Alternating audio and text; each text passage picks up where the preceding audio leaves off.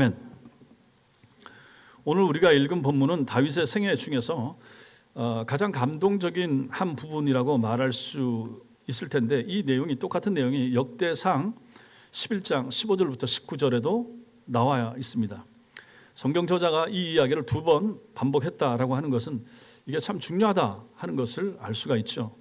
사무엘하 오늘 23장 보면 1절부터 7절까지는 다윗의 마지막 말이 나와 있고, 그 다음에 8절부터 마지막 39절까지가 다윗의 용사들의 명단이 쭉 기록되어 있습니다. 그런데 그런 용사들 명단 중간에 오늘 본문 13절부터 17절이 포함되어 있는 거죠. 이것은 단순한 용사들 이름의 나열이 아니라 다윗과 그 용사들 사이의 관계가 어떠했는가, 이들 사이가 어떠한 관계였는가를 우리에게 잘 보여줍니다. 오늘 본문은 우리가 계속해서 다윗을 보고 있는데, 다윗이 사울에게 쫓기던 시기, 그리고 여기서는 특정한 시기 아둘람 굴에 있던 시기, 즉 바로 앞에 사무엘상 22장이 그 배경이 됩니다.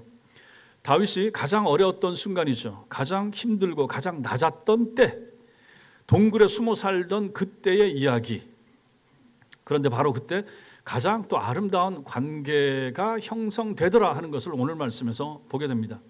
오늘 우리는 13절부터 17절을 포함한 그 내용, 그 이야기를 통해서 참된 지도자는 어떤 사람인가, 여러 가지 덕목이 있겠지만 그 중에 하나 정도, 그 다음에 참된 충성이라고 하는 것은 무엇인가, 그리고 하나님께 드리는 예배는 어떠해야 하는가, 그런 부분을 오늘 말씀을 통해서 같이 살펴보겠습니다. 먼저 한 모금의 물을 소원하는 다윗의 모습을 봅니다. 이게 13절과 14절이죠. 여기 보면 시작을 32목 중 세 사람 이렇게 나옵니다. 이들은 다윗의 최정예 용사들입니다. 곡식 팰 때, 즉 추수기에 아둘람 굴로 다윗에게 나온 사람들입니다. 이때 모여든 사람이 한 몇 명 정도 된다고 말씀드렸죠? 400명 정도 되죠. 상황을 보면 다윗은 지금 산성, 즉 아둘람 굴 속에 있는데 여전히 사울을 피해서 여기 도망쳐서 도망자의 신세로 아둘람 굴에 있는 거죠. 자, 이러한 때 블레셋 군대가 르바임 골짜기에 진을 쳤고 그들의 진영이 베들레헴까지 이르렀다, 이렇게 말하고 있습니다. 베들레헴이 누구의 고향입니까? 다윗의 고향이죠. 다윗의 고향. 다윗이 태어나고 자란 곳, 그가 어렸을 때 양을 치던 곳, 그리고 사무엘 선지자에게 기름 부음을 받은 곳, 거기가 바로 베들레헴입니다. 그런데 거기에 적들이 쳐들어와서, 블레셋이 쳐들어와서 자기 고향에까지 지금 적의 수중에 떨어진 상태라 하는 것입니다. 그리고 15절 다윗이 소원하여 이르되 베들레헴 성문 곁 우물물을 누가 내게 마시게 할까, 이렇게 말합니다. 오늘 이제 같이 볼 말씀 중에 이 부분이 핵심이 되는 부분이 됩니다. 여기 소원하다, 이게 이제 히브리어로 아와라고 하는데 열망, 갈망, 간절한 소원, 이렇게 됩니다. 다윗이 여기서 소원하는 게 있다. 그 소원이 무엇인가? 뭐라고 말합니까? 다윗이 지금 여기서 소원하는 게 뭐예요? 물 한 모금, 물 한 모금. 어떤 물이에요? 고향의 물, 고향의 물. 베들레헴 성문 곁 우물물, 고향의 물. 지금 여기서 소원하는 거, 사모하는 거, 갈망하는 게 무엇인가? 권력을 사모하지 않습니다. 화려한 왕궁에 내가 들어갔어야 되는데 사울이 거기 있고 나는 이러고, 지금 이걸 사모하는 게 아니에요. 내가 지금 군사가 얼마 안 되네, 나한테 몰려든 사람, 참 연약하고 없고 힘들고 비루한 사람들, 빚진 사람들, 마음에 상처 입은 사람들, 이러한 400명인데 하나님 군사만 한 4,000명, 4만 명 되게 해주세요. 그 마음이 여기 지금 나타나는 것도 아니라 하는 것입니다. 지금 오늘 이 상황에서 다윗이 사모하는 것은 물 한 모금, 고향의 우물, 물 한 모금을 지금 소원하고 있는 것입니다. 근데 이것을 이해하기 위해서는 우리가 다윗의 상황을 좀 알 필요가 있습니다. 지금 동굴에 숨어 있다고 그랬죠. 고향에서 쫓겨난 거예요. 사울 때문에. 그가 자란 베들레헴이 이제 원수의 발 밑에 들어간 거예요. 그래서 거기에 갈 수가 없어요. 단지 그것을 그리워할 뿐이죠. 거기서 멀지 않은 곳에 있으니까 베들레헴 성문 곁 우물, 이것은 다윗에게 단순한 물이 아니라 생각해보면 그의 추억이죠. 어린 날의 추억, 어린 시절의 추억. 아버지 이새의 집이 있죠. 형들과 함께 뛰놀면서 자란 장소가 바로 베들레헴 거기죠. 양을 치던 들판이 그 근처에 있었죠. 사무엘에게 기름 부음 받은 그 감동스러운 장소, 그게 바로 멀지 않은 곳에 있는 베들레헴 우물 곁 거기라 하는 것입니다. 그런데 그곳에 지금 못 갑니다. 가고 싶어도 못 갑니다. 원수들이 거기를 점령하고 있어서 갈 수가 없죠. 그래서 그걸 마음으로만 사모하는 거죠. 근데 마음으로 사모하다가 이것이 입으로 소리가 되어서 나오는 거예요. 베들레헴 성문 곁 우물물을 누가 내게 마시게 할까? 이게 지금 명령, 네가 해라, 가져와라, 이게 아닙니다. 명령이나 지시가 아니라 뭡니까? 탄식인 거죠. 혼잣말, 탄식이 되는 거죠. 혼잣말인데 누가 들리게 하는 혼잣말. 옆에서 들은 거죠. 누가 떠와라, 그렇게 얘기하지 않아요. 근데 혼잣말 하는 거예요. 너무 간절히, 야, 고향 우물물을 한번 먹고 싶은데, 이게 바로 이 탄식. 근데 이 탄식 소리를 다윗의 용사 중에 몇 명이 들었다 하는 것입니다. 여기서 우리가 볼 수 있는 중요한 사실이 뭐냐? 다윗이 지금 용사이기도 하고 한 그룹의 리더이기도 하죠. 그런데 연약하죠. 자기 욕망이 있죠. 물 마시고 싶다. 고향의 물을 맛보고 싶다. 다윗이 완벽한 척, 강한 척, 두렵지 않은 척 이렇게 하지 않더라 하는 것입니다. 야, 기껏 저렇게 한 무리의 리더가 돼가지고 기껏 고향 근처에 왔다고 해서 거기 물 한 모금 먹고 싶다고 그걸 말을 해? 우리가 굳이 이렇게 말할 필요는 없다 하는 것입니다. 연약한 모습 있는 그대로를 지금 드러내고 있는, 이걸 또 성경의 기자는 이걸 다윗이 했던 이 독백, 혼잣말, 탄식조로 하는 말을 그대로 성경 속에 집어서 적어놓고 있더라 하는 것이죠. 자신의 연약함을 드러내고 자기 고향에 대한 그리움을 표현하고 있는 것입니다. 그런데 옆에 있었던 부하가 그걸 들은 거죠. 그 자기 주군, 자기 리더, 지도자의 이 마음을, 우리 주군께서 고향의 우물물을 마시고 싶어 하시는구나, 그걸 이제 알았다 하는 것입니다. 동굴에 숨어 있는 도망자 다윗이 고향 우물물을 그리워하는 모습, 이걸 이제 옆에 있는 사람이 본 거죠. 여러분과 저도 마찬가지 아닙니까? 가끔 우리가 힘들 때, 어려울 때, 낙담됐을 때, 옛날 좋았을 때, 잘 나갈 때, 평안했을 때, 부모님 살아계실 때, 뭐 이런 저런 좋았던 시절의 추억, 그 떠오르는 모습이나 오늘 이 다윗의 이런 모습이나 마찬가지라 하는 것입니다. 회복되지 않는 관계를 그리워하면서 그때가 참 좋았는데 그때 그렇게 어그러지지만 않았으면 참 잘 지냈을 수 있었을 텐데, 이런 마음이 우리에게도 들 수가 있죠. 돌아갈 수 없는 과거를 그리워하는 그런 모습들이 우리 속에 충분히 있을 수 있습니다. 다윗도 마찬가지였던 것입니다. 다윗이 이것을 숨기지 않습니다. 그래서 이렇게 보면 지도자라고 하는 사람들은 항상 강해야 되고 연약한 모습 드러내지 않아야 되고 보이지 않아야 되고 자기 부하들 앞에서 늘 앞에 서 있어야 되고 눈물 흘리는 거 한 번도 보이지 않아야 되고 이렇게까지 말할 필요는 없더라 하는 것입니다. 아니 지금 우리가 아는 그 탁월한 장군, 지금이야 아직 지금 쫓기고 있지만은 얼마나 위대한 하나님의 종 다윗인데 기껏 동네 자기네 고향 근처에 왔다고 해서 우물 물 한 바가지 마시고 싶다고 그걸 말로 해? 입으로 표현해? 그래가지고 큰일을 도모하겠어? 이렇게 얘기할 필요 없다 하는 것입니다. 그렇게 보면 지도자는 사실 속에 있는 거 다 얘기할 수 있죠. 이것은 가정으로 봐도 마찬가지라 생각할 것입니다. 아빠로서, 엄마로서도 마찬가지고 세상 살고 자녀들과 함께 살다 보면 왜 답답하고 힘들고 어려운 거 없겠습니까?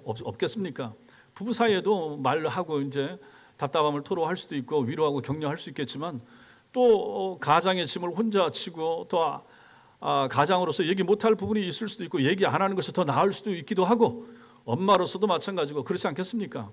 자녀들 앞에서 뭐 하고 싶은 얘기 다 하면서 살아가는 부모가 얼마나 되겠습니까?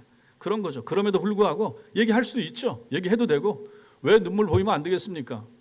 그런 연약하고 참 인간적인 모습, 이게 오늘 보니까 다윗도 이렇더라, 이런 연약한 모습, 뒤에 가면 또 죄 짓는 모습도 있고 하긴 하지만은 여기서도 마찬가지인 거죠. 그럴 수도 있죠. 괜찮습니다.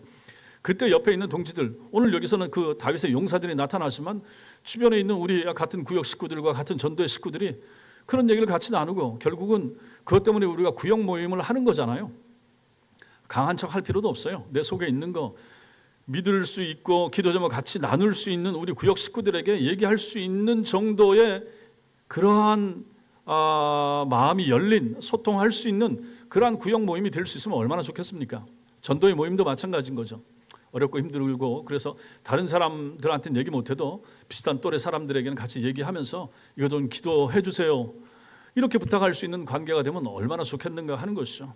지도자라고 해서 뭐 아빠라고 해서 가장이라고 해서 뭐 목사인 저도 마찬가지고 뭐 장로님들도 마찬가지고 교회 지도자라고 해서 늘 강하고 늘 반듯해야 되고 반듯해야죠. 실수나 잘못 안 하는 게 좋죠. 그럼에도 불구하고 인간적인 모습이 드러났다고 해서 그걸 가지고 흉 보거나 아이고 뭐 사람이 저 정도밖에 안 돼 굳이 이렇게 얘기할 필요가 없더라 하는 것이죠. 돌아보십시오. 주변에 완벽하고 늘 자기 자리 잘 지키면서 반듯하게 살아가면 좋지만 그런 사람들이 얼마나 되겠습니까? 여러분이나 저나 다 연약하고 아프기도 하고 모자라기도 하고 참 우리가 돌아보면 그 말은 안 하는 게 좋았을 법했는데 그 행동도 그런데 이미 나온 걸 어떡하겠어요. 그랬을 때 그 다음에 옆에 있는 사람들이 이런 사람이 그걸 감싸주고 도와주고 덮어주고 괜찮아요. 나도 그랬어요. 그럴 수 있어요. 좀 이렇게 가야 되는데 이걸 가지고 이제 다른 쪽으로 옮기면서 2배, 3배 부풀려 가지고 그 사람 믿을 사람 못 돼. 이게 진심일 거야. 뭐 이러면서 이제 안 좋게 말하게 되면 공동체와 그 관계가 참 힘들어지게 되는 거죠. 그러지 말자 하는 것입니다. 이게 이제 지도자들의 모습도 마찬가지. 지도자의 진정성, 연약한 모습 보일 수 있습니다.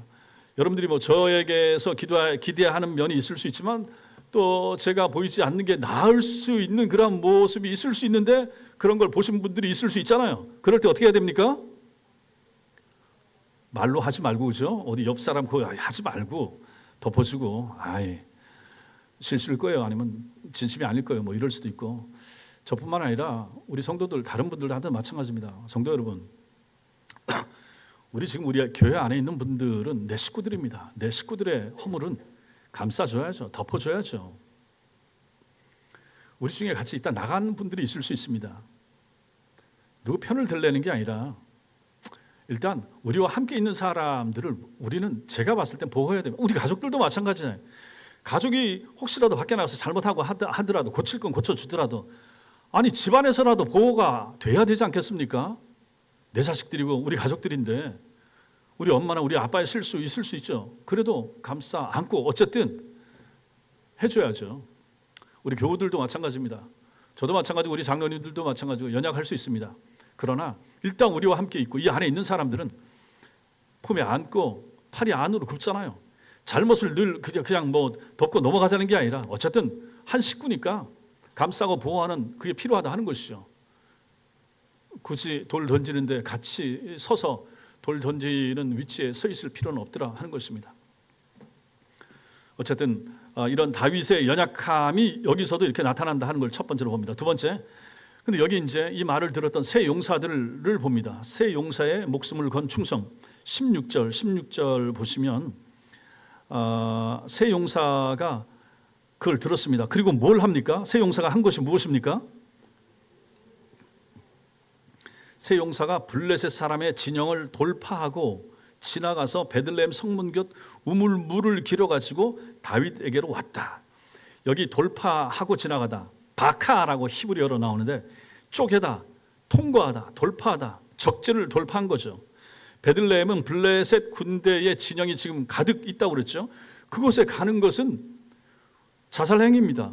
세 사람의 용사가 거기를 간 거예요. 왜 갔는가? 다윗이 가라고 했는가? 물 떠오라고 했는가? 아니에요. 다윗이 소원한다고 말한 우물물을 마시고 싶다고 하는 것을 듣고 세 용사, 야 우리가 가자. 우리 주군이 우리 장군님께서 물 마시고 싶어 하신다. 옛날 우물물을 마시고 싶어 하신다. 우리 생명을 걸고라도 가자. 그러고 간 거예요. 다윗의 마음을 읽었고 그 자기 주군의 마음의 소원을 들어주고 싶어서 그 행동을 한 거죠. 목숨을 걸고 그 행동을 하는 것입니다. 그리고 결과 무엇인가? 성공한 거예요. 베들레헴 성문 곁 우물물을 길어 가지고 다윗에게로 왔다. 성공한 거죠. 적진을 뚫고 들어가서 우물물을 길어서 다시 적진을 뚫고 나와서 아둘람 굴 다윗에게로까지 가져온 것입니다. 얼마나 위험한 여정입니까? 그런데 그 일을 성공한 거죠.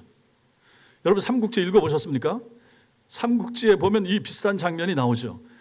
유비의 아들을 뭐 구해오든가, 옛날에 읽어서 다 잊어버렸는데 그 관우가 그렇게 했든가, 하여튼 아들 둘러매고 칼 휘두르면서 가서 결국 아들하고 뭐 구해오고 하는 그런 장면들이 있습니다. 목숨 건 충성이 되는 거죠. 자기 주군을 위하여 그런 일을 하는 것입니다. 오늘 여기 세 용사들도 마찬가지입니다. 세 용사들이 자기의 목숨을 걸었다. 물 한 모금, 자기 주군의 물 한 모금을 위하여 그 일을 했다 하는 것입니다. 왜 이렇게 했을까? 야, 이렇게까지 할 필요는, 그 죽을 뻔했는데 그 용사가, 아니 싸우러 전쟁해서 무슨 고지를 점령하려고 한 것도 아닌데 기껏 물 한 바가지 그걸 구해 오려고 이렇게까지 할 필요가 있었을까? 아니 다윗이 뭘 해줬다고 목숨을 걸고 이 일을 하는가? 이렇게 물을 수도 있죠. 그 답이 어디에 나오는가? 왜 이렇게 했을까? 사무엘상 22장에 나오는데 거기 보면 우리가 앞에서 다 봤습니다. 다윗이 아둘람 굴에 있을 때 그들을 찾아왔죠. 누가 왔는가? 환난 당한 자, 빚진 자, 마음이 원통한 자들이 찾아왔습니다. 이 세 용사도 그들 가운데 하나였던 것이죠. 사회에서 배척되고 버림받은 사람들입니다. 가족들이나 다른 사람들이 안 챙겨주고 버림받은 사람들, 소외된 사람들이에요. 그런 사람들입니다. 아무도 원하지 않는 사람들. 그런데 받아준 사람이 있어요. 누가 받아줬습니까? 다윗이 받아준 거예요. 다윗이 받아줘서 그 사람들이 하나 둘 모여가지고 400명 이 사람들이 됐던 것이죠. 그리고 다윗은 그들의 우두머리가 됐습니다. 리더가 됐습니다. 책임자가 됐습니다. 내가 당신들을 책임져 주겠습니다. 내가 보살펴 주겠습니다.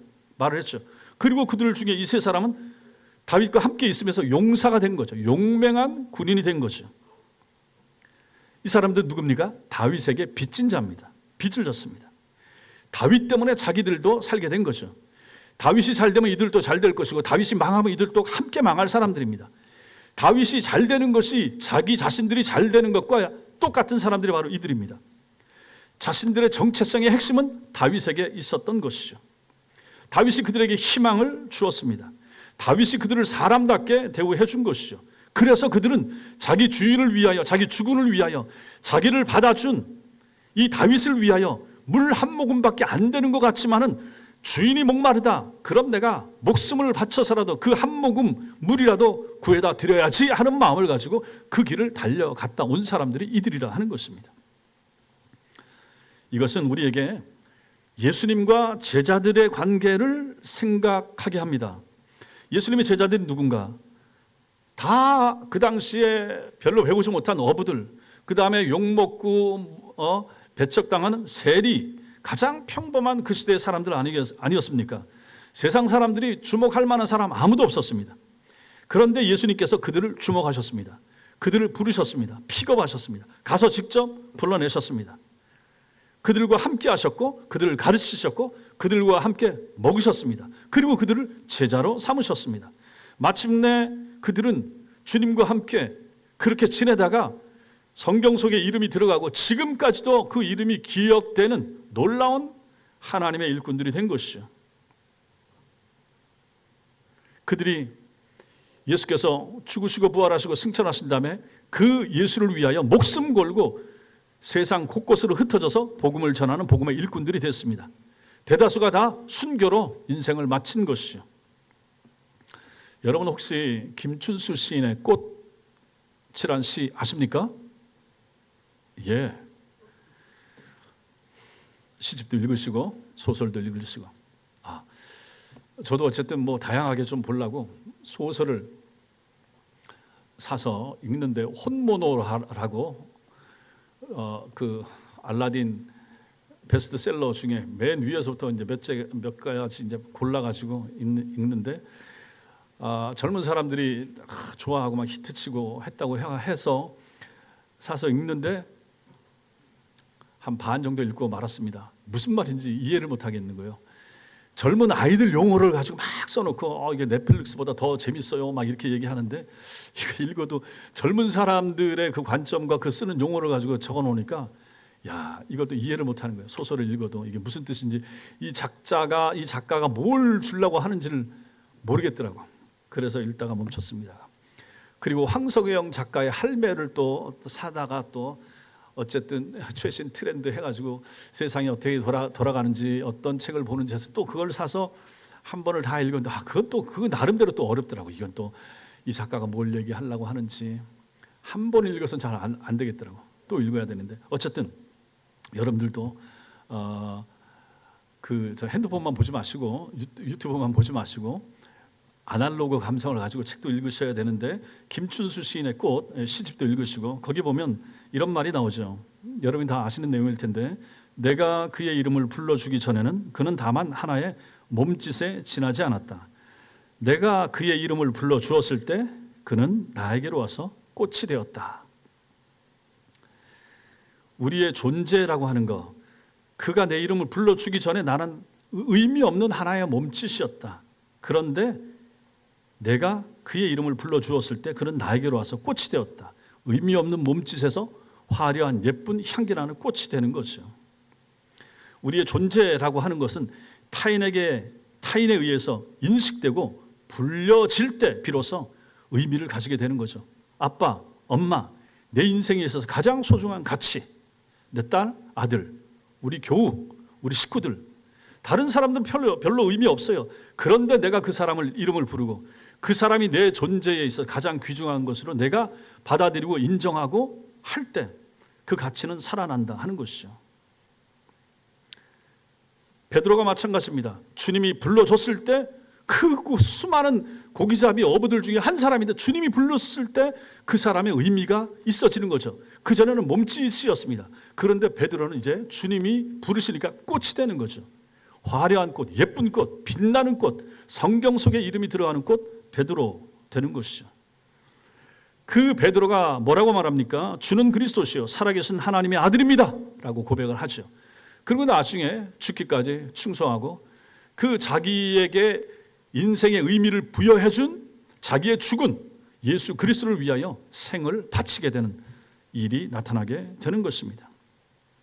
참된 충성이라고 하는 것은 명령에서 나오는 것이 아닙니다. 이거 해라 저거 해라 한다고 말 듣는 게 아닌 것이죠. 참된 충성은 사랑에서 나옵니다. 사랑할 때, 먼저 사랑을 받았을 때 사랑받은 사람이 주를 위하여 자기의 생애와 삶을 바치는 거죠. 주님의 제자들도 마찬가지고 이 세 용사들도 자기를 먼저 사랑해 준 죽은 다윗 때문에 자기 생애와 삶의 의미가 있게 됐으니 이제 그분을 위해서라면 내 목숨을 바쳐 물 한 바가지라도 내가 떠다 드리는 거 이거 내 목숨 아깝지 않다 이런 마음을 가지게 되더라 하는 것입니다. 여러분과 저도 마찬가지 아닙니까? 우리가 인격적으로 예수 그리스도를 만났다. 예수가 누군가? 도대체 그분이 누군가? 내 가족들 중에도 그분을 멸시하고 내 주변에 많은 사람들이 예수를 멸시하는데 나는 예수를 믿는다. 왜 그 예수를 믿는가?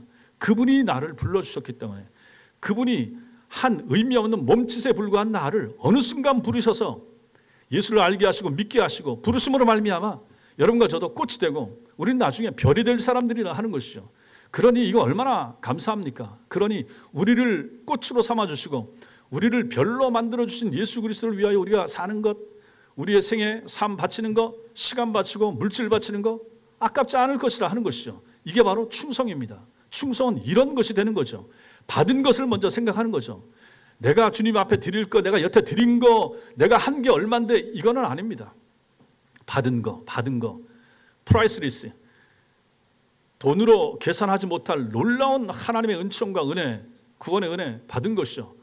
먼저 우리가 받았죠. 주님이 불러주셨죠. 의미 있는 인생이 되게 만들어주셨죠. 그러니 이제 우리는 주님 앞에 헌신과 충성을 바치는 거죠. 오늘 이 세 명의 용사들이 다윗에게 모든 것을 바쳤던 것처럼 말입니다. 그러니 인정받음이 그토록 중요한 것입니다. 인정해줘야 됩니다. 인정할 때 삶의 의미와 가치가 있어지는 것이죠. 우리 자녀들을 향해서도 마찬가지 끊임없이 우리의 인정과 사랑이 필요한 것이죠. 비교하지 말고 지금 있는 그 존재로서 그 자체로서 이만큼 잘 자라준 것에 대하여 인정해주고 남편에 대해서도 마찬가지고 아내에 대해서도 마찬가지고 살아주는 것에 대해서 얼마나 감사한가, 옆에 있어주는 것에 대해서 얼마나 감사한가, 교회에 대해서도 마찬가지고 우리 교우들에 대해서도 마찬가지고 교회를 잘 지켜주신 거 너무 감사합니다. 난 늦게 왔지만은 이 아름다운 교회와 이러한 공동체 당신들 때문에 있게 됐으니 여기 들어오게 됐으니 얼마나 감사한가 이런 마음, 그리고 그분을 존중하고 높여주고 인정해 주는 거, 또 이런 공동체 가운데 또 합류해 주시고 참 우리와 함께 이 새로운 공동체를 이루어갈 수 있도록 참여해 주셔서 너무 감사합니다. 당신을 진심으로 사랑하고 함께 가기를 원합니다. 이런 마음 인정받음, 거기서부터 참된 충성과 헌신이 나오는 것입니다. 그냥 무서움과 카리스마 이거 가지고 너무 위에서 강하게 하니까 안 하면 안 듣고 하면 안 될 것 같아서 억지로 하는 충성, 헌신, 이것은 진정한 것이 될 수가 없는 거죠. 주님 앞에 우리도 마찬가지로 하는 것을 이 세 용사들의 다윗을 향한 충성에서 우리는 보는 것입니다. 세 번째, 하나님께 드리는 전제를 이제 우리는 봅니다.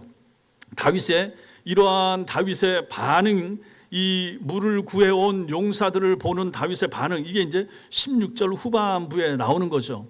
그들이 물을 길어가지고 다윗에게로 왔으나 다윗이 마시기를 기뻐하지 아니하고 그 물을 여호와께 부어드리며 이렇게 말합니다. 다윗이 그토록 마시고 싶어했던 고향의 우물물을 이 세 용사가 목숨을 걸고 구해왔는데 다윗이 마시지 않는 거예요.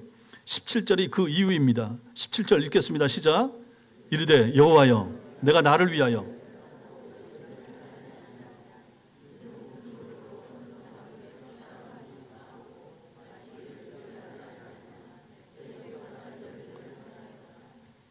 여호와여 내가 나를 위하여 결단코 이런 일을 하지 아니하리이다. 이런 일, 물 마시는 거 이거 내가 못하겠습니다. 왜 마실 수 없는가? 그것은 그 물은 그 세 용사의 피이기 때문이라 다윗은 그렇게 보는 거죠. 피는 생명입니다. 생명 걸고 그 물을 구해왔으니까 그 물은 실제로 세 용사의 피라. 피를 마시는 것은 못하겠습니다. 다윗은 이 물을 그의 부하들의 생명으로 환원하여 전치시켜서 보는 것입니다. 그래서 마시지 못했습니다. 그리고 그 물을 여호와 앞에 하나님께 부어드리게 되는데 이것이 바로 전제가 되는 것이죠.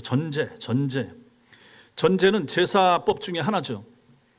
구약의 레위기에 보면 5대 제사가 나오고 그 다음에 이 제사를 드리는 방법에 따라서 4가지 제사법이 있습니다. 제물을 불에 태워서 드리는 제사를 가지고 뭐라고 하죠? 화제라고 말합니다. 화제. 그 다음에 제물을 가지고 들어서 높여서 하나님께 드리는 거 그거 뭐라고 합니까? 제물을 높여 들어서 하나님께 바쳐 드리는 제사법 거제. 그 다음에 제물을 가지고 앞뒤로 좌우로 흔들어서 하나님께 바쳐 드리는 제사 요제. 거제만 모르고 나머지는 다 맞추고 계시고 그 다음에 기름, 피 이걸 가지고 마지막 그 번제물 위에 부어서 바쳐드리는 제사를 뭐라고 합니까? 이걸 왜 대답을 안 하세요? 전제, 이게 이제 전제가 되는 거죠. 부어서 하나님 앞에 바쳐드리는 거. 제사법은 이제 4가지가 있는 거죠. 다윗이 지금 이 용사들이 구해온 이 물을 가지고 하나님 앞에 전제로 바친 것으로 이렇게 나온다 하는 것입니다. 이 행동이 무엇을 의미하는가? 다윗은 그 물이 너무 귀하다 생각하는 거죠. 그렇죠. 귀하죠. 그래서 자기가 마실 수 없다 하는 것입니다. 용사들의 피, 내가 혼잣말로 말한 것을 가지고 내 용사들이 듣고 가서 이걸 구해왔는데 내가 이걸 마실 수가 없다. 너무 귀하다. 저들의 피다. 그래서 하나님께 내가 이걸 바쳐드립니다 라고 다윗이 이걸 하고 있는 거예요. 그리고 다윗은 이걸 가지고 저들의 충성으로 인정을 하는 것입니다. 충성. 저들의 희생을 가볍게 여기지 않습니다. 그래서 그것을 하나님께 드리는 것으로, 드릴 만한 가치가 있는 것으로, 그 물인데 이 귀중한 물을 내가 혼자 홀짝 내가 마시지 못하겠습니다 라고 하면서 하나님 앞에 바쳐 드리는 것이죠. 다윗은 자기 욕망보다 하나님을 선택하고 있습니다. 그는 그렇게 사모했던 물을 마시지 않고 하나님께 드리는 것이죠. 여기서 또 참된 지도자의 모습을 또 보는 것입니다. 앞에는 연약한 거 위선하지 아니하고 있는 척하고 저 강한 척 용감한 척 하지 않는 그대로의 모습을 드러내는 것을 앞에서 보았지만 여기서는 무엇인가? 참된 지도자의 모습, 부하들의 희생을 당연시 여기지 않더라 하는 것입니다. 너무 귀한 것으로. 참된 지도자는 그들의 충성을 자기 영광을 위해서 사용하지 않는다 하는 것입니다. 참된 지도자는 그것을 하나님께 돌립니다. 이게 바로 참된 예배가 되는 것이죠. 결국 예배가 뭡니까? 가장 귀한 것을 하나님께 돌려드리는 거예요. 여러분들이 주일날 나오는 예배도 마찬가지예요. 가장 귀중한 시간, 쉬기도 좋고 놀기도 좋고 여행 가기도 좋은 주일날 오전 시간과 오후 시간을 하나님 앞에 뚝 떼어서 가장 좋은 일주일 중에 또 일요일 날에 가장 귀중한 시간을 하나님께 드리는 거, 이게 이제 예배가 되는 것이죠. 여러분이 헌금을 하는 것도 마찬가지 아닙니까? 그 귀중한 돈을 세상에서 얼마나 어렵게 힘들게 얻었는데 그것을 가지고 하나님 앞에 드린다. 11조를 드리는 것도 마찬가지고, 다른 데 쓰면 여러 가지 용도로 잘 쓸 수 있잖아요. 그런 걸 생각하면 참 여러분들의 희생과 충성이 참 귀하다, 이런 생각들을 합니다. 우리가 연금도 넣고 저축도 하고 무슨 뭐 별거 다 하잖아요. 20만 원도 하고 30만 원도 하고 매달 뭐 적금 넣듯이. 근데 거기에 쓸 법한 돈을 가지고 여러분들이 하나님 앞에 헌금을 해서 11조를 드린다. 이게 얼마나 귀중한 일입니까? 나를 위해서 쓰지 아니하고 하나님을 위하여 하나님 나라 적금 통장에 집어넣는다 하는 마음 가지고 헌신하는 거 아니겠습니까? 이게 바로 예배인 거죠. 예배의 정신이 여기에 있는, 가장 귀중한 것을 드리는 거예요. 가장 좋은 시간을 드리는 거예요. 가장 좋은 몸 상태를 가지고 주님 앞에 드리는 거, 이게 바로 예배가 돼야 되는 거죠. 그래서 주일이 그토록 중요한 것입니다. 토요일 날 너무 몸을 피곤하게 쓰지 아니하고 주일을 위하여 잘 준비하고 건강관리도 잘 하시고, 그러다가 주일날 가장 좋은 몸 상태로 가장 맑은 정신 상태를 가지고 가장 귀중한 물질을 가지고 가장 깨끗하게 잘 준비된 옷을 입고 하나님 앞에서 와서 주님 앞에 바치는 것, 이게 이제 예배가 되는 것이죠. 다윗의 모습에서 우리는 그걸 보는 것입니다. 이 귀중한 용사들의 피와 같은 물을 내가 마실 수가 없어요. 하나님, 이건 하나님 몫입니다 하고 떼어 바치는 것, 이게 예배의 핵심이고 정신이 된다 하는 것입니다. 그러니 성도 여러분, 피곤한 채, 몸 관리 잘 안 한 채, 못한 채 오시지 마시고, 뭐 아프고 막 기침 나는 거 어쩔 수 없지만 어쨌든 한 주간 관리를 잘 하시고 주일날은 가장 좋은 컨디션으로 가장 기쁘고 맑은 정신 상태와 몸으로 하나님 앞에 와서 예배를 드리는 것, 그게 예배가 되는 것입니다. 사도신경도 마찬가지고 십계명 고백도 마찬가지고 처음 예배 시작부터 마칠 때까지 이 모든 것을 하나님 앞에 온전하게 가장 귀중한 것을 드립니다. 오전 예배도 마찬가지고 오후 예배도 마찬가지고, 이것이 바로 예배자의 자세여야 한다 하는 것이죠. 마지막으로 우리는 오늘 말씀에서 예수 그리스도의 그림자를 봅니다. 자, 이 이야기가 이 용사들과 이 다윗의 이런 모습, 이 전체적으로 예수 그리스도를 보여준다, 이렇게 말할 수 있습니다. 일단 구약에 나타나는 사람들, 솔로몬도 마찬가지고 요셉도 마찬가지고 노아도 마찬가지고 우리가 예표적으로 많이 보잖아요. 사람 어떤 장면, 어떤 일, 이걸. 다윗도 마찬가지입니다. 다윗도 예수 그리스도의 그림자로 볼 수가 있죠.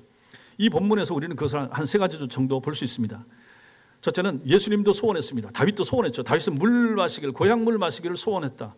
예수님 마음에도 소원이 있으셨다. 무엇인가? 예수님의 소원은 무엇인가? 잃어버린 영혼들을 소원했죠. 잃어버린 영혼들을 찾는 것.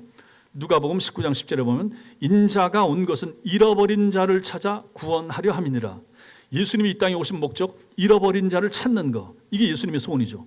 그러니까 예수님은 이 소원을 이루시기 위해서 3년 동안 다니면서 이 사람도 부르고 이 사람도 찾아내시고 이 사람도 건져내시고, 이게 예수님의 소원입니다. 하늘 영광 버리시고 이 땅에 오셔서 주님이 하신 그 일, 영혼을 구원하는 것, 영혼을 건지는 것, 이 사모함, 이 열정, 이 소망 가지고 예수께서는 사시다가 가셨다 하는 것입니다. 두 번째로 예수님은 당신의 목숨을 주셨습니다. 다윗의 세 용사는 자기 목숨을 주인을 위하여 바쳤죠. 목숨 걸고 물을 가져왔죠. 예수님은 실제로 자기의 목숨을 주셨고 십자가에서 피를 흘리셨습니다. 요한복음 10장 11절, 나는 선한 목자라. 선한 목자는 양들을 위하여 목숨을 버리거니와. 진짜 좋은 목자, 선한 목자는 양을 위해서 죽을 수 있는 목자, 죽어주죠. 예수님이 그렇게 하셨다 하는 것이죠. 세 번째, 예수님의 피는 하나님께 드려졌습니다. 다윗이 물을 자기가 마시지 않고 하나님께 부어 드렸던 것처럼 예수님의 피, 예수님은 자신의 피를 하나님께 바쳐드렸습니다. 히브리서 9장 12절, 염소와 송아지의 피로 하지 아니하고 오직 자기의 피로 영원한 속죄를 이루사 단번에 성소에 들어가셨느니라. 예수께서는 자신의 피를 바쳐서 여러분과 저를 하나님 앞에 들어가게 만들어 주셨다 하는 것입니다. 그런데 결정적인 차이가 있죠. 다윗은 물을 마시지 않았죠. 왜? 부하들의 피처럼 봤으니까. 그런데 예수님은 우리에게 당신의 피를 어떻게 했습니까? 마시라라고 하죠. 피를 마시라. 당신의 피를 마시라. 요한복음 6장 53절부터 54절 보면 예수께서 이르시되 내가 진실로 진실로 너희에게 이르노니 인자의 살을 먹지 아니하고 인자의 피를 마시지 아니하면 너희 속에 생명이 없다. 인자의 살, 인자의 피는 너희가 마셔야 된다. 이게 오늘날 우리가 하는 무엇과 연결됩니까? 성찬식인 거죠. 그걸 먹어야 생명이 있다. 내 살을 먹고 내 피를 마시는 자는 영생을 가졌고 마지막 날에 내가 그를 다시 살리리라. 성찬식에 참여하고, 즉 신앙 고백 한 사람이 성찬식에 참여하고 성찬식에 참여할 때마다 예수의 살을 먹고 예수의 피를 마시고 끊임없이 되뇌이는 거죠.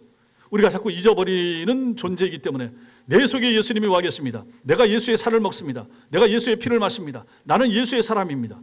1년에 4번씩, 4번씩, 5번씩 나는 예수의 사람입니다. 끊임없이 반복하는 거죠. 이거 반복하고 이거 고백하고 또 이런 사람으로 살기 위해서 노력하고 애쓰다가 우리가 하나님 부르시면 하나님 나라 들어가는 거죠. 마지막 날에 내가 그를 살리리라. 성찬에 참여한 사람들만 하나님 나라 들어갑니다. 이렇게 말해도 틀리지 않을 것입니다. 신앙 고백을 분명히 하고 예수의 살을 먹고 예수의 피를 마신 사람들만, 그 의미를 아는 사람만 하나님 나라 들어가는 거죠. 이것은 그래서 놀라운 역설이 되는 것입니다. 다윗은 부하들의 희생을 마실 수 없었습니다. 사람의 피로 간주했기 때문입니다. 그러나 예수님은 우리에게 당신의 희생을 받으라라고 하십니다. 당신의 희생, 당신의 살, 피를 마시라고 합니다. 왜냐하면 그것이 바로 여러분과 저를 살리는 유일한 길이 되기 때문인 것입니다. 이게 바로 아까 말씀드린 대로 성찬식입니다. 예수님의 살과 피를 상징하는 떡과 포도주를 그래서 우리는 받는 거죠. 그때 우리는 예수님의 희생을 기억을 합니다. 우리는 예수님께서 우리를 위해서 목숨 주신 것을 기억해야 됩니다. 그리고 우리는 그 은혜를 받습니다. 그 은혜를 누립니다. 다윗의 세 용사는 목숨을 걸고 물을 가져왔지만 다윗은 그것을 마시지 않았죠. 그러나 예수님의 제자들인 우리는 그분의 살과 피를 많이 먹어야 됩니다. 많이 마셔야 됩니다. 그래야 생명을 얻습니다. 성찬식도 성찬식이요, 우리는 말씀을 통하여, 말씀 읽기를 통하여, 성경 공부를 통하여 예수 그리스도의 몸을, 예수 그리스도의 피를 먹고 마시는 것이죠. 결국은 이게 뭡니까? 복음이죠. 복음을 우리는 맛보고 복음 안에 사는 것, 이게 얼마나 중요한가 하는 것을 보는 것입니다. 오늘 이렇게 다윗과 세 용사들의 이야기를 가지고 기독론적으로 예수 그리스도와 그분의 사역과 삶에 비추어서 우리는 이렇게 또 해석할 수도 있다 하는 것입니다. 사랑하는 성도 여러분, 혹시 여러분들 중에 지금 힘들고 어려운 분이 계십니까? 다윗이 아둘람 굴에 있었던 것처럼 그렇게 힘들고 맨 밑바닥에 있는 것처럼 느껴지는 순간이 있을 수도 있죠. 모든 것을 잃은 것처럼 느껴질 수 있습니다. 그때 우리는 오늘 이 다윗을 기억하셔야 됩니다. 가장 낮았을 때, 가장 힘들었을 때, 오히려 그때 하나님의 놀라운 선한 역사들을 체험하게 되는 거죠. 또 오늘 말씀 같으면 여기서 가장 친밀할 수 있는 가장 용맹한 세 용사들을 만나게 되고 그들과 생명을 나누는 관계를 여기서 체험하게 되는 거죠. 혼자 탄식하면서 물 마시고 싶다 했는데 그걸 생명을 걸고 가서 주군을 위하여 가져오는 그들의 용맹함, 그들의 헌신, 그들의 충성, 그리고 자기가 가져온 이 물을 가지고 마시지 못하고 그들의 생명이라고, 그들의 피라고 생각하고 내가 함부로 내가 입 밖으로 말을 냈구나, 저들이 죽을 뻔했다, 참 큰일 날 뻔했다 라고 하면서 주님이 받으세요 하고 하나님께 바쳐드리는 이 다윗의 모습을 보는 거죠. 그래서 가장 힘들고 가장 어려운 순간에 어쩌면 가장 인간적이고 가장 진실하고 친밀한 관계가 형성될 수도 있다. 가족들 사이도 마찬가지고 어렵고 힘들 때 우리는 가족이다, 우리가 하나 돼야 된다, 서로를 챙겨주자, 이런 순간이 있을 수도 있다 하는 것입니다. 여러분들 중에 어디에 소속돼서 일하고 있는 분들 계시죠? 직장도 마찬가지고 자기 위에 사람 있고 누구를 섬기는 분, 교회에서는 또 성도들 섬기고, 이런 분들에게 저도 마찬가지고 새 용사를 기억해야 됩니다. 그들은 명령을 기다리지 않았습니다. 그들은 행동했죠. 무엇으로? 사랑으로, 사랑에 의하여 행동을 했습니다. 우리도 마찬가지로 의무가 아니라 사랑으로 자발적으로 하는 거죠. 섬김입니다. 그래서 이게 너무 중요하다 자주 말씀드리죠. 구역장님들, 장로님들, 권사님들, 섬김은 이렇게 하는 것입니다. 사랑의 관계 때문에. 예수께서 우리를 사랑하시고 우리를 섬기셨습니다. 그걸 받았습니다. 그러니 이제 우리도 당연히 다른 사람들 섬겨야 됩니다. 그래서 리더들 섬기는 사람들입니다. 결코 힘주고 앞에서 정책을 결정하고 나를 따르라, 그런 면이 있긴 있지만 그렇게 살 수 없습니다. 우리는 섬기는 사람들입니다. 섬기는 사람들은 불평, 원망하지 않습니다. 하나님 앞에서 기쁨과 즐거움으로 자원하여 그 일을 감당하는 거죠. 앞으로도 마찬가지입니다. 그런 섬김의 태도와 자세가 필요하다. 그리고 여러분들은 무엇을 주님 앞에 드리고 있습니까? 어떤 것을 드리십니까? 시간을 드립니까? 남는 시간을 드리고 계십니까? 돈을 헌금을 드리십니까? 어떤 돈입니까? 혹시 남는 돈입니까? 다윗을 기억하십니까? 가장 사모했던 것, 가장 귀한 것, 물. 정말 먹고 싶었던 물. 그런데 피 같은 그 물. 그걸 가지고 하나님께 드렸죠. 여러분과 저도 마찬가지입니다. 무엇을 드리고 있는가? 여러분 몸이 건강하시죠? 건강한 몸을 주님 앞에 드리십시오. 여러분이 가진 시간 중에서 남는 시간을 가지고 교회 일을 하는 것이 아니라 참 귀중하고 바쁘고 그럼에도 불구하고 내 시간을 가지고 하나님 앞에 드립니다. 이런 것이 필요하다 하는 것이죠. 헌금도 마찬가지입니다. 우리가 앞으로 이제 교회에서 당에서 결정하고 예배당 리모델링을 위하여 의자 바꾸는 거 합니다. 성도들이 자꾸 헌금을 하는 거예요. 지금 몇 시간마다 아직 당에 통과하지도 않았고 공포하지도 않았는데 한다고 작년부터 했기 때문에 작년부터 헌금이 들어온 거예요. 그래서 이제 오늘 당에서 결정해서 다음 주부터 이거 하려고 합니다. 이 의자 20년 된 겁니다. 21년 됐습니다. 바꿀 때도 됐죠. 옆에 보십시오. 앞에 부서진 거, 구멍 뚫린 거, 뭐 색깔 바뀐 거 바꿀 때 됐습니다. 바꿀 만합니다. 더 씁시다. 굳이 그럴 수도 있죠. 그런데 한번 바꿔도 되잖아요. 20년 넘었으니까. 지금 바꾸면 이제 20년 또 앞으로 한 30년 쓰게 될 겁니다. 우리 여기 좀 깔끔한 분위기 안에 여기만 좀 어두우니까 이 앞에도 싹 이거 다 바꿨잖아요. 바꿀 법 하죠. 그래서 결정할 텐데 한 구자 50만 원, 50만 원 하면 그 의자 그거 하나 바꿀 수 있고 거기서 이제 좀 그 돈 가운데서 또 이제 소외배실 의자 적어도 오래됐으니까 저거 싹 바꾸고 돈이 들겠지만은 또 여러분들이 희생과 헌신이 필요하겠지만 깨끗한 분위기 안에서 또 새로 오는 분들도 있고 우리 아이들한테도 그렇고 또 쓰기도 한참 썼으니까 바꿀 수가 있고 또 바꿀 때가 됐다 하는 것입니다. 여러분들이 자발적으로 알아서 헌금하시면 되겠지만 어쨌든 한 구자는 50만 원이고 그 다음에 예산은 일단 3천만 원 잡았습니다. 그런데 원목값도 마찬가지로 다 오르고 있더라고요. 작년에 봐둔 것인데 벌써 지금 얘기를 해도 또 값이 뛰었다고 하는데 어쨌든 그래도 여러분과 저희가 희생해서 또 하나님 앞에서 우리 다음 세대를 생각하면서 지금 한번 받고 이제 20년 그냥 가는 겁니다. 20년, 30년. 그러니 여러분들의 희생과 헌신이 또 필요하죠. 가장 귀중한 것을 드리는 것입니다. 이게 믿음인 거죠. 우리 순교자들을 높이는 이유가 무엇입니까? 생명을 바쳤다니까요. 그들은 무엇을 위하여? 예수를 위하여, 복음을 위하여, 교회를 위하여. 가장 귀중한 것은 생명입니다. 그걸 바치는 사람들이 그렇게 이제 높임을 받는 거죠. 여러분과 저도 마찬가지입니다. 주를 위하여 우리가 가장 귀중한 것을, 가장 귀중한 시간을 드리고 가장 귀중할 때의 건강을 드리고 가장 귀중하고 소중한 또 돈 가운데 물질 가운데 일부를 드리는 것, 이것이 바로 참된 주님을 섬기는 모습일 수가 있다 하는 것을 우리는 오늘 이 말씀 가운데서 보게 되는 것입니다. 사랑하는 성도 여러분, 그러므로 여러분과 저도 앞으로 사는 날 동안 오늘 이 내용을, 이 말씀을 마음에 새기시고 최선의 것을, 최고의 것을 주님 앞에 드리기 위해서 애쓰고 힘쓰십시오. 그렇다고 꼭 많이 드리라, 뭐 자주 드리라 그렇게 말씀드리지 않잖아요. 필요할 때 여러분이 귀중하게 여기는 것을 떼어서 주님 앞에 감사한 마음으로 바치는 거죠.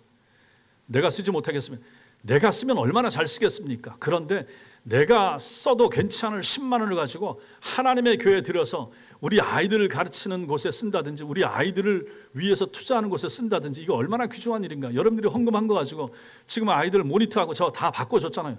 아까 유치부시로도 갔더니 그 모니터가 훨씬 커지니까 그 큰 데를 가지고 아이들 교육하고 하는데 더 잘 사용하는 거예요. 참 좋다 하는 마음이 들더라고요. 내가 덜 쓰고 내가 아껴서 우리 아이들을 위해서 가르치는 거 얼마나 좋습니까? 뭐 우리 드럼도 들어오고 여기 뭐 다른 것들도 마찬가지. 다 여러분들이 아끼고 헌금한 거 가지고 와서 예배를 좀 더 풍성하게, 좀 더 은혜롭게, 좀 더 아름답게 교제하는 것도 마찬가지고 여러분들이 내 헌금 가지고 앞뒤 기름 떼면서 밑에 기름 떼면서 좀 쾌적하게, 좀 따뜻하게 예배 드리는 거 아니겠습니까? 이게 우리의 희생과 헌신으로 말미암아 다른 사람이 유익을 얻는다. 그리고 결국은 하나님께 영광이 된다. 이거 얼마나 감사한 일입니까? 앞으로도 이렇게 하나님 앞에 드리기를, 돈을 꼭 말하는 게 아닙니다. 마음과 정성, 시간, 이 모든 것을 주님 앞에 열심히 드리고 잘 드리고 바르게 드리고 온전하게 드릴 줄 아는 믿음 있는 성도들, 그리하여 하나님의 사랑과 은총을 풍성히 받는 여러분과 제가 되시기를 주님의 이름으로 축원합니다.